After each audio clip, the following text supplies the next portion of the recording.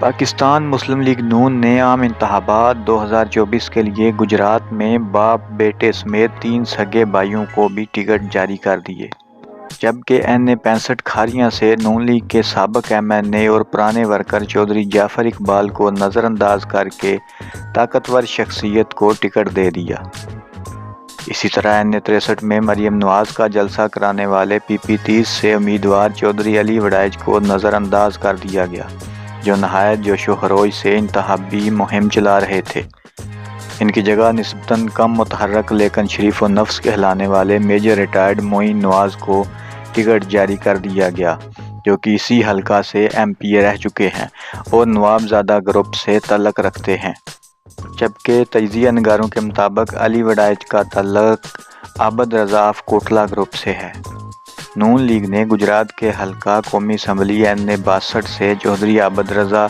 جبکہ صوبائی اسمبلی کی نشست پی پی 28 سے انہی کے بھائی شبیر احمد کو ٹکٹ دیا ہے۔ اسی حلقہ پی پی 28 سے چودھری عابد رضا اور شبیر احمد کے بھائی چودھری نعیم رضا کاف لیگ کی طرف سے ان کے خلاف الیکشن لڑیں گے،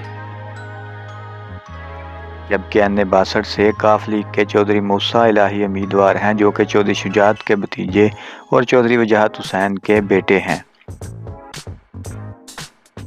چودھری عابد رضا کے تیسرے بھائی چودھری محمد علی کو پی پی 33 سے امیدوار نامزد کیا گیا ہے۔ دوسری جانب گجرات کے حلقہ پی پی 27 سے نون لیگ کے سابق امیدوار راجہ اسلم کاف لیگ کے امیدوار بن گئے ہیں۔ نون لیگ نے این63 میں نوابزادہ غضنفر علی گل اور پی پی 29 میں ان کے بیٹے نوابزادہ حیدر مہندی کو ٹکٹ جاری کیا ہے۔ این63 میں ان کا تگڑا مقابلہ کاف لیگ کے چودھری حسین لاہی سے ہوگا، جو کہ چودھری وجاہت حسین کے بیٹے اور چودھری شجاعت کے بھتیجے ہیں اور اسی حلقے سے سابقہ ٹرم میں ایم این اے رہ چکے ہیں۔ صوبائی اسمبلی کے حلقہ پی پی 30 میں نوابزادہ خاندان کے ساتھی میجر معین نواز کو ٹکٹ جاری کیا گیا ہے۔